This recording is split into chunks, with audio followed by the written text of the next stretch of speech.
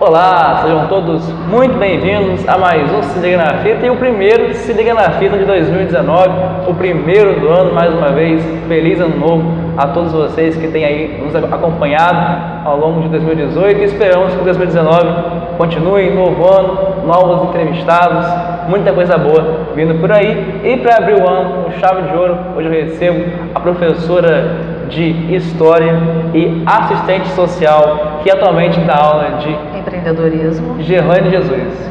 Gerlane, muito obrigado pela sua presença aqui com a gente. Eu que agradeço o convite, estou muito honrada e muito orgulhosa também. E a entrevista com a Gerlane começa depois da vinheta, roda aí.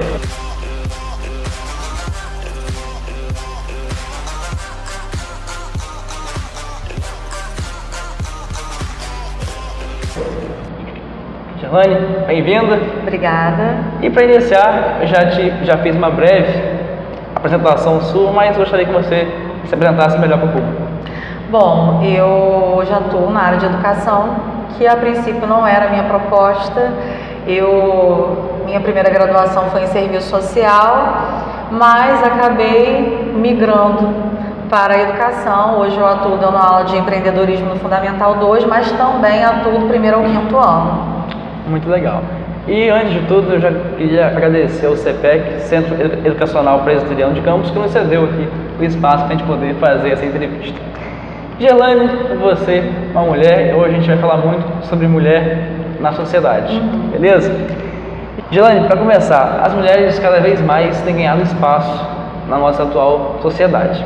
Mas você acha que ainda falta muito para, de fato, a equidade dos sexos ocorrer? Sim.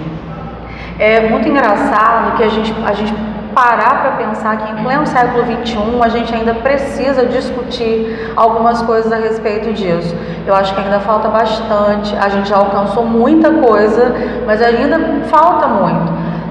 Eu vou até me antecipar um pouquinho, se a gente for falar de feminismo, parece que é algo muito novo. No entanto, é um conceito que surge lá no século XIX. Então, por que ainda em pleno século XXI a gente precisa discutir a questão do gênero, a questão do homem e mulher, do espaço que eles devem ocupar na sociedade, da questão da igualdade? Então, eu acho que falta bastante, a gente já alcançou muito, mas ainda falta bastante. E o machismo ainda atrapalha nisso? Você acha que o machismo ainda está muito forte ou está perdendo cada vez mais espaço? Não, o machismo ainda está muito impregnado. Você percebe isso através das brincadeiras de mau gosto, que vem sempre com um sorriso de canto de boca, que parece uma brincadeirinha, mas é sempre, na verdade, com um fundo de conceitos morais que aquela pessoa enraizou ao longo da vida.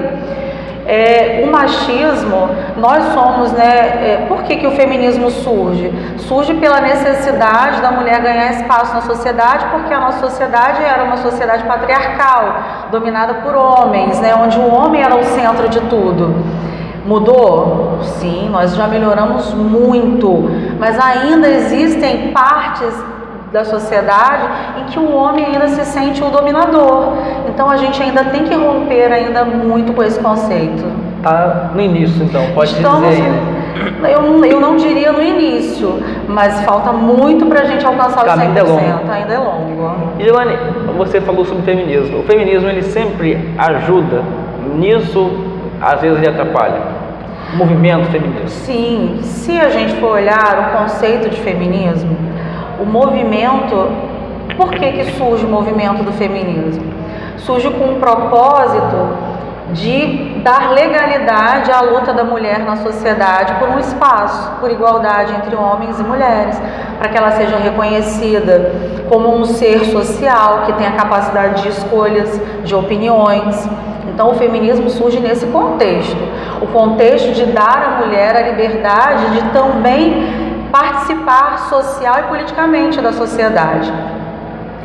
E aí, levando em consideração esse conceito, ele ajuda muito, porque a luta ela é legítima para que a mulher alcance o seu lugar, levando em consideração que em pleno século XXI a gente ainda não alcançou esse lugar plenamente. Tanto é que quando a gente fala de empoderamento, esse é um termo que vai ganhando vários segmentos. Quando a gente fala de empoderamento, a gente fala de empoderamento da mulher no trabalho, a gente fala de empoderamento da mulher em relação à sua imagem, em relação à sua postura, a roupa que ela usa ou não. Então, o feminismo ele é muito, muito importante. Mas você acha que às vezes ocorre exagero? Sim. E aí, por exemplo, esse ano eu discuti muito com os meus alunos a respeito disso, por ser um ano político. A gente falou muito a respeito disso. Eu sou muito contra aos exageros, aos radicalismos. A gente percebe os extremos. Eu sou totalmente contra os extremos. A gente percebe que algumas pessoas pegam o conceito de feminismo e distorcem, né? Algumas pessoas acham que o fato de você ser feminista, você tem que ser contra o homem, que você tem que estar acima do homem em tudo, mas o que a gente quer é igualdade, equidade. A gente não quer ser maior do que ninguém, a gente quer condições iguais. Porque às vezes parece que está ocorrendo uma guerra dos sexos. Exatamente. Parece que a mulher está brigando para estar à frente do homem. E aí o conceito acaba e muitos se homens nem veem com esses olhos, né? Sim. Tanto, Daniel, na verdade, o feminismo ele é mal compreendido por muitas pessoas. Por isso que a gente tem tantas distorções na sociedade em relação a isso. Por isso que algumas pessoas se intitulam feministas e vão para um caminho totalmente contrário do que é. O que é o feminismo? É um conceito que surgiu para dar legalidade às mulheres na luta por seu espaço na sociedade, para que elas encontrem condições iguais e não superiores. Perfeito. Gerlane, e uma das pautas muito discutidas, debatidas e faladas e até pregadas pelo feminismo é a questão do aborto. Sim. A legalização total do aborto. Nós aqui no Se Liga na Fita, eu já conversei com muita gente, mas muitos homens, sobre essa questão. Chegou agora a hora de falar, de perguntar, de ouvir de uma mulher a opinião dela sobre o aborto. Você é a favor, contra? Então, vale a pena ressaltar que a minha opinião, ela é de cunho pessoal, né? Perfeito. Baseado nos meus valores morais. Então, assim, certo, realmente, o feminismo, uma das lutas do feminismo, do movimento feminista, é dar legalidade ao aborto. É fazer com que a mulher tenha direito de escolher se ela quer ter aquele filho ou não. Uma das outras pautas em relação ao aborto é que a gente regularizar, dar legalidade ao aborto é para evitar tantas mortes que acontecem por abortos que são feitos de maneiras ilegais. Sim. Em consultórios clandestinos, com condições insalubres, o que causa muita mortalidade de mulheres no nosso país. Só que eu, Gerlaine Jesus de Souza, sou contra o aborto. Todos os meus conhecimentos, todos os valores morais que eu recebi ao longo da minha vida me fazem acreditar que o aborto não é uma coisa legal. Eu não acredito que eu tenha o direito de tirar uma vida que está sendo gerada dentro de mim. Eu acredito, Daniel, num caminho que talvez seja o mais difícil, que é o caminho da educação. Eu acredito que a gente tem que trabalhar a educação sexual. Eu acredito que a gente tem que ensinar os nossos adolescentes a respeito de métodos contraceptivos. A gente precisa ensinar a respeito de doenças sexualmente transmissíveis, que parece algo tão banal. Parece que quando a gente fala disso, parece que já é algo assim, nossa, mas todo mundo já sabe. Passado. Exatamente. Todo mundo sabe o que é AIDS, todo mundo sabe o que é sífilis, todo mundo sabe o que é gonorreia. Mentira, nem todo mundo sabe. Todo mundo sabe o que é a pílula, nem todo mundo sabe. A gente ainda tem na nossa sociedade a própria camisinha. Se a gente for olhar, quantas mulheres conhecem a camisinha feminina? Pouquíssimas. Então, eu acredito no caminho da educação, porque se eu como cristã, eu não sou a favor do sexo antes do casamento. No entanto, como educadora, eu sou a favor da educação. Se a gente pode ensinar a prevenção para que se evite a gravidez e que a gente não precisa chegar ao extremo que é o aborto, por que não fazer isso?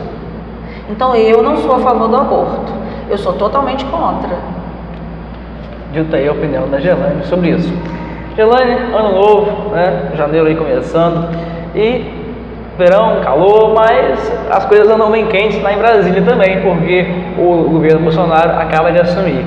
quais são as suas expectativas para este novo governo, que já se iniciou aí? Não são as melhores. Não são as melhores. Na verdade, essa foi uma eleição muito complicada. Foi a primeira vez, desde quando eu comecei a votar, em que eu falei, em quem eu vou votar? Porque eu não tinha um caminho a seguir. Eu não tenho expectativas positivas. Eu não acredito... não é nenhuma questão de acreditar.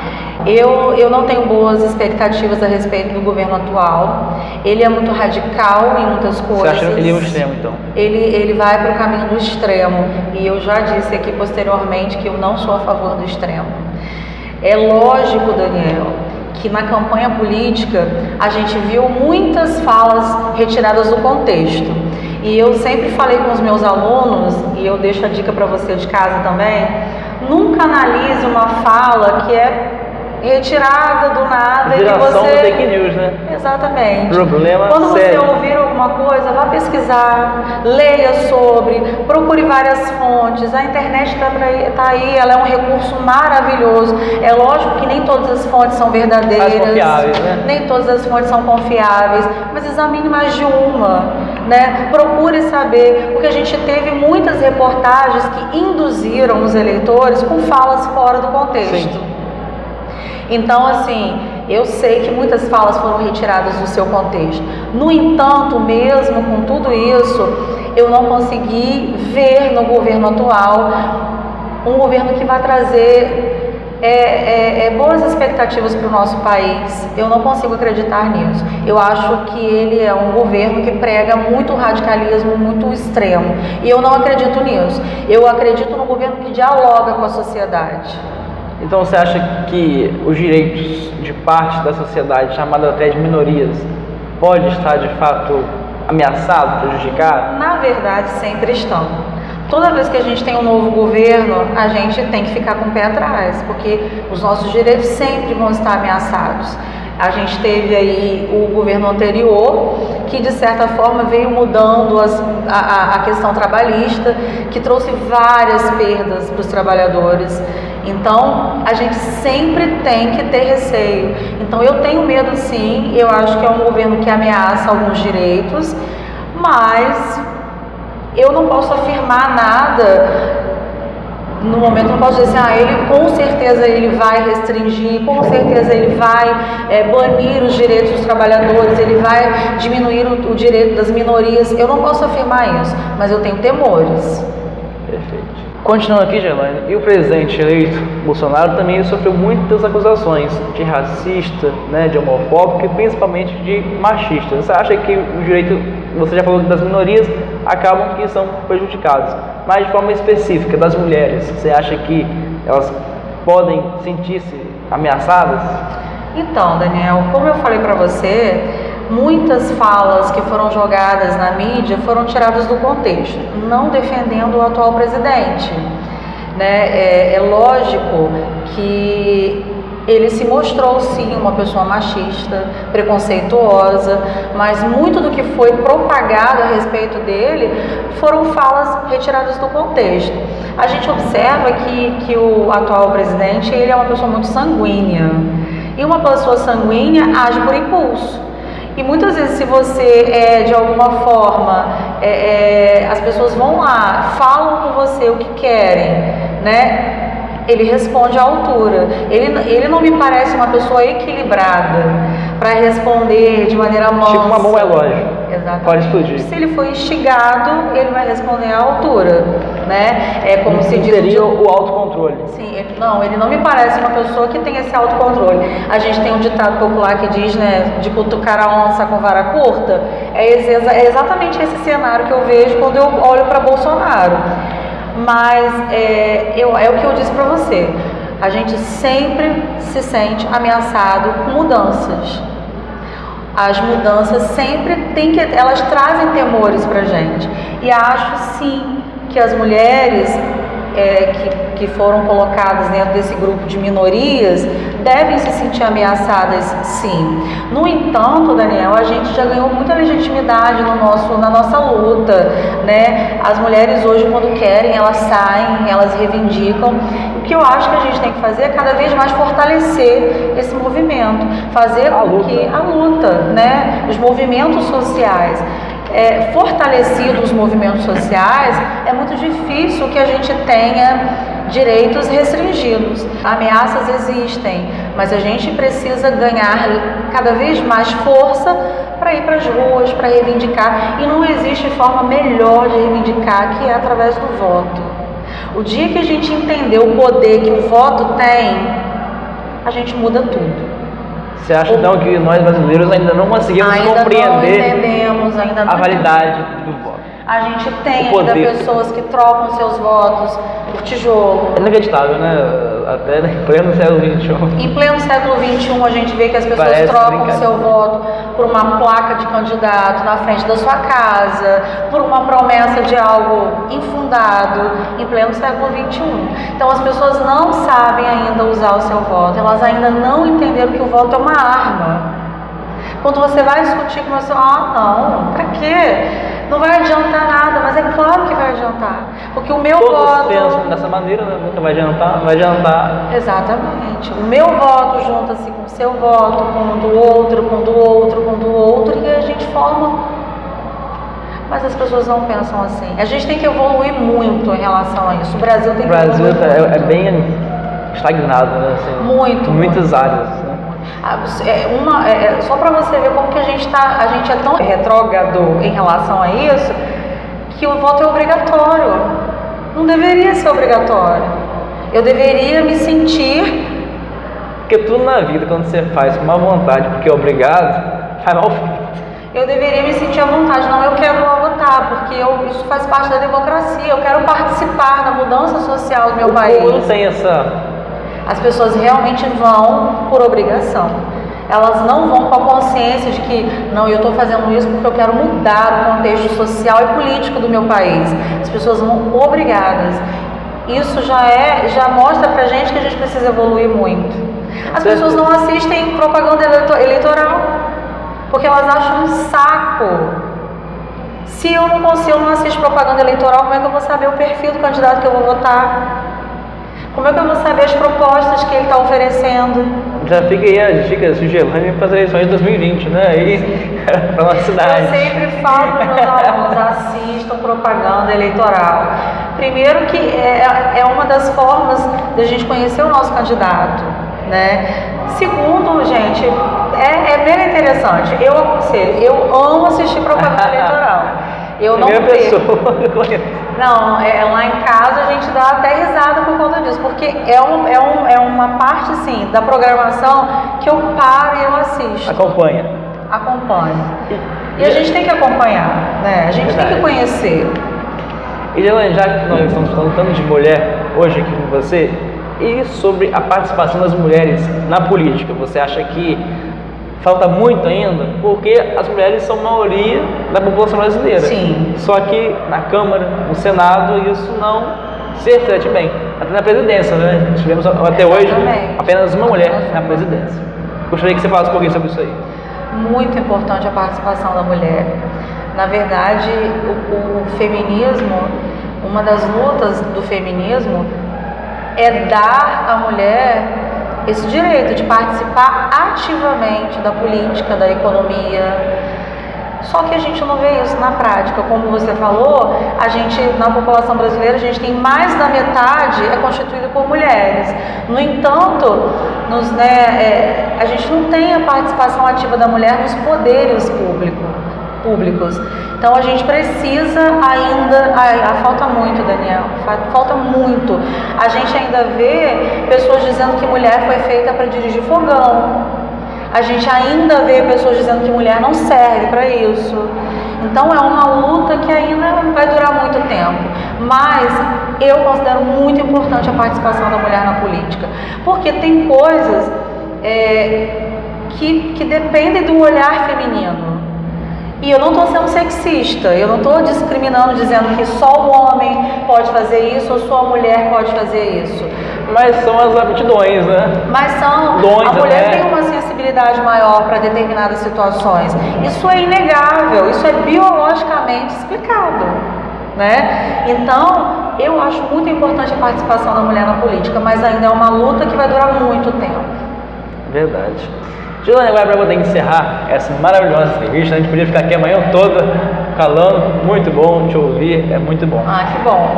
Gislaine, eu anteriormente até usei o termo minorias de propósito, porque são partes da nossa sociedade que geralmente são colocadas como minorias, mas a gente sabe que na verdade são maiorias. Sim. Né? Até as mulheres muitas vezes é encaixada nesse termo minorias.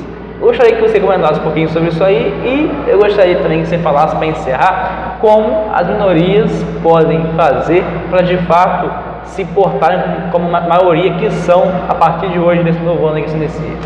Então, eu vou ressaltar novamente para você que vai assistir a entrevista, que está assistindo, que é a minha opinião, porque, né, alguém pode falar, mas historicamente não, mas é a minha opinião. A gente ouve o conceito de minorias, mas quem faz parte das minorias?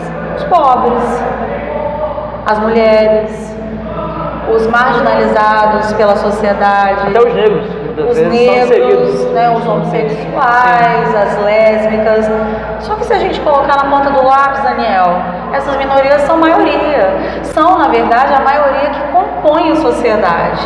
Quem são a minoria da sociedade? São os que detêm o poder e que acabam automaticamente dominando. Poucos com muito, né? Exatamente. Muitos com pouco. Poucos com muito que acabam dominando a nossa sociedade, porque o poder, quem detém são eles, a minoria. E como é que a gente faz para dar poder a esse grupo chamado de minoria? Através de uma consciência política crítica.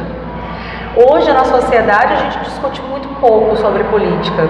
Se a gente for, eu já tive situações em que a gente começava a conversar, não quero discutir política, porque política e religião não se discute, mas é óbvio que se discute. Foi o que eu disse no primeiro vídeo de estreia. Não pode brigar, mas discutir. A gente mas aí é uma questão cultural. O brasileiro acha que falar sobre política e religião sempre vai dar em briga, sempre vai dar em problema. Por isso que tem família que está até hoje sem se falar. Exatamente. Por conta das eleições. Exatamente. Mas discutir política é algo totalmente saudável e necessário. A gente precisa discutir política. Porque o que é discutir política? É sentar, é conversar, é ouvir a opinião do outro, mesmo que ela seja diferente da minha. E respeitar. E chegar a um consenso. Eu sempre digo para os meus alunos que eu sou uma pessoa, Daniel, que vivo uma metamorfose constante. E eu não me envergonho disso. Hoje, por exemplo, tem coisas que há 10 anos atrás eu dizia que não concordava, mas hoje passei a concordar. Tem gente que não aceita mudar de opinião, né? Orgulho, né? Tem gente que não aceita mudar de opinião, mas mudar de opinião é saudável. Eu posso hoje não acreditar em alguma coisa e através dos debates, das discussões, ser convencida do contrário, como muitas vezes já fui. Isso é saudável, por isso que a gente precisa discutir política, por isso que a gente precisa conversar sobre isso. E o que acontece? Nas escolas a gente discute muito pouco e a gente está formando cidadãos pouco politizados. E são essas minorias, que são ditas minorias, mas que na verdade são maiorias, que elegem os nossos futuros candidatos. É verdade. E aí a gente fala assim, nossa, mas é o candidato que não está fazendo direito, ele não presta e tal, mas fomos nós que colocamos lá. E erramos por quê? Erramos porque não fomos educados para votar, para ter uma consciência política crítica, para pensar sobre, para poder dialogar sobre. E o que eu desejo para 2019? Primeiro que eu desejo um futuro maravilhoso para o nosso país, a gente está precisando muito, né? A gente está precisando sair da crise, mas eu desejo, assim, eu vi muito nesse ano de 2018, muitas brigas por falta de diálogo, então eu desejo que a gente converse mais, que a gente discuta mais, que a gente sente, vamos conversar sobre. Minha opinião é diferente da sua, mas vamos conversar. E o Cidadania na Fita está aberto também a todas as opiniões, né? Assim, quem também quiser, pode, como eu já disse, sempre entrar em contato, que a gente está aqui para ouvir. E desejo, assim, apesar de não ter perspectivas boas a respeito do governo atual, mas eu desejo que ele faça um bom governo, porque a gente vê também muito contrário. Eu não votei, que deu tudo errado, né? Então eu não tenho responsabilidade sobre isso. Eu quero dizer para você que todos nós temos responsabilidade. E o Brasil é de todos nós, né? Então, o Brasil se é de tiver todos, ruim, o Brasil é de todos. Vamos parar com essa história de que eu avisei. Vamos conversar mais. Trocar a fita, né? Vamos trocar esse discurso que já tá chato. Não diga que eu não avisei. Vamos fazer diferente. Vamos mudar a história através das discussões, das conversas. Vamos ser mais críticos. Mas meu colega não é, então vamos sentar com ele, vamos conversar. Vamos tentar mudar realmente, sem afrontas. Perfeito. Se Deus quiser, a gente vai ter um futuro melhor. A gente tem que lutar por isso, Com né? certeza. Elaine, sensacional. Foi incrível, maravilhoso. Muito obrigado por você ter aceitado o nosso convite e que sempre você possa voltar aqui. Eu que agradeço a você que está assistindo a entrevista. Espero que eu tenha contribuído de alguma forma. Agradeço pelo convite que você me fez. É um orgulho ter sido chamada por você, ex-aluno. A gente se sente, como professor, a gente se sente muito, muito orgulhosos de receber um convite, de ver um aluno, né, engajado num projeto tão especial quanto esse. Que você continue, vocês estão de parabéns. Muito obrigada pelo convite. Já para encerrar agora de forma oficial, a gente sempre encerra aqui com uma música, né? Que o entrevistado pede. A gente vai tocar no final. Pode falar aí. Nossa, sim, uma música. Ela é cantora também, gente. Tem isso ainda. Não sou cantora. Na próxima ela canta pra gente. Nossa. Então, assim, pega de surpresa, né? Todo mundo fala isso. É complicado. Mas vamos lá, vamos terminar então com Companhia Se Assalte. Pode botar aí. É uma música bem conhecida, que tem uma mensagem bíblica muito interessante, que fala: meu orgulho me tirou do jardim. Então, Gabriel, põe aí, é assim que a gente vai encerrar. Essa música foi reflexo da minha vida em ano de 2018, foi uma música que me aproximou bastante de Deus. E é bom que fala muito de orgulho, né? Até nisso que a gente falou, mudar de opinião, trocar, tem tudo a ver, né? Sim, que a gente possa repensar as nossas atitudes, que a gente possa sempre, esse exercício tem que ser constante, Daniel, de fazer auto-reflexões, de sempre voltar e ver o que eu estou fazendo de errado. Você não precisa ser cristão, você não precisa acreditar em Deus para fazer esse tipo de exercício. Mas como ser humano, é muito importante a gente sempre voltar e ver o que a gente está precisando mudar, o que a gente está precisando melhorar, para que o nosso convívio social seja cada vez melhor. Porque senão, eu acredito que sim, a gente pode entrar numa guerra social muito devastadora. A gente viu uma guerra nas redes sociais no ano de 2018 por coisas banais. E amizades foram desfeitas, né? A gente não foi capaz, exatamente. Laços foram quebrados. A gente não foi capaz de parar e discutir por poucas coisas. A gente precisa mudar isso. Elaine, muito obrigado. Obrigada. Foi um prazer. E para 2019, muita paz. Muita paz, né? E vai fazer as pazes. Muito obrigado aí. Fazer as pazes, pelo amor de Deus, pra gente começar 2019 com o pé direito. Isso aí, gente. Valeu, um beijo muito carinhoso. Eu volto em breve. Feliz 2019. Tchau.